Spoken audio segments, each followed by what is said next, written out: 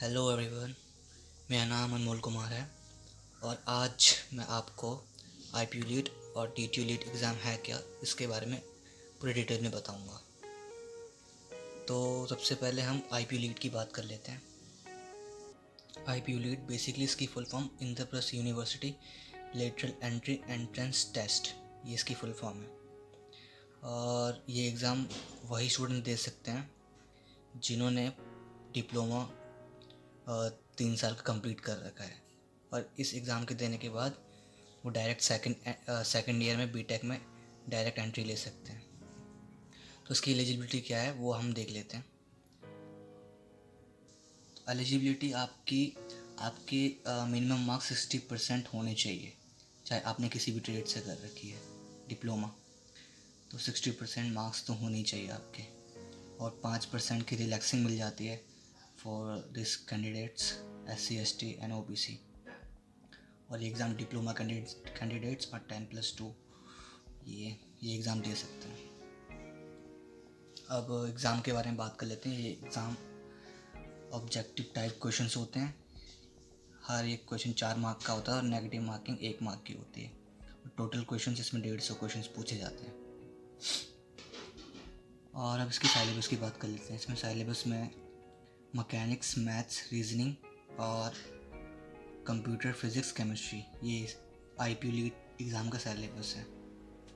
तो इस 4 आपको सब्जेक्ट इसमें 4 आपको 4 इसमें रो दिख रहे हैं, तो इन चारों में से 25% क्वेश्चन इन चारों में से आएंगे। जैसे 25% मैकेनिक्स में, 25% मैथ्स में, 25% रीजनिंग और कंप्यूटर, फिज़िक्स, केमिस्ट्री, इसमें टोटल 25% ही आएगा।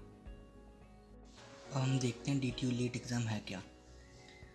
इस एग्ज़ाम की full form Delhi technical university lateral entry entrance test, इस एग्ज़ाम की फुल फॉर्म है। और इसको भी डिप्लोमा के स्टूडेंट दे सकते हैं जिन्होंने 3 साल का डिप्लोमा कंप्लीट कर रखा है। और इस एग्ज़ाम को DTU कंडक्ट करवाता है। तो इसकी एलिजिबिलिटी देख लेते हैं। तो 60% मार्क्स तो आपके होने चाहिए डिप्लोमा में, और 5% की रिलैक्सिंग मिल जाती है इन कैटेगरीज़ को। और इस एग्ज़ाम के लिए एलिजिबल डिप्लोमा और 10+2 के स्टूडेंट्स हैं। अब एग्ज़ाम की बात कर लेते हैं कि एग्ज़ाम पैटर्न होता कैसा है। तो एग्ज़ाम इसमें ऑब्जेक्टिव टाइप क्वेश्चंस होते हैं और 90 क्वेश्चंस आते हैं। आईपीयू के कंपैरेटिवली कम क्वेश्चंस है इसमें। 4 मार्क हर एक क्वेश्चन का होता है, और 1 मार्क अगर गलत क्वेश्चन है तो नेगेटिव मार्किंग 1 मार्क की होती है। सिलेबस देख लेते हैं इसका। सिलेबस में maths, physics, chemistry and general aptitude and reasoning, ये इसका सिलेबस है। सो गाइस, अब बात कर लेते हैं कि इन दोनों एग्ज़ाम के लिए प्रिपेयर कैसे करें। तो आपने फर्स्ट और सेकंड सेमेस्टर में जो भी आपने मैथ्स, फिजिक्स, केमिस्ट्री, मैकेनिक्स जिस भी बुक से आपने पढ़ी है, उसी बुक से आपको इस एग्ज़ाम के लिए प्रिपेयर करना है, क्योंकि उन्हीं बुक से ही आएगा। और किसी और कहीं इनके लिए कोई बुक्स नहीं बनाई है क्वेश्चन सॉल्व करने के लिए, या फिर लीड के एग्ज़ाम के लिए कोई एक फिक्स बुक नहीं बनी है।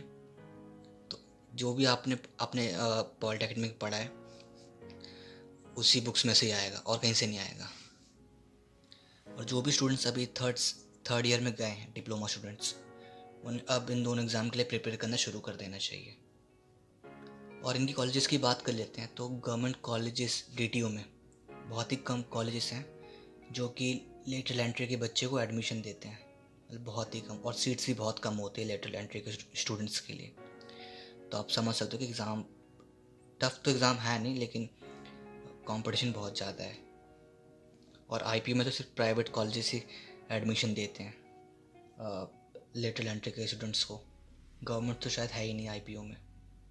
आईपीयू में गवर्नमेंट कॉलेजेस तो हैं बीटेक के,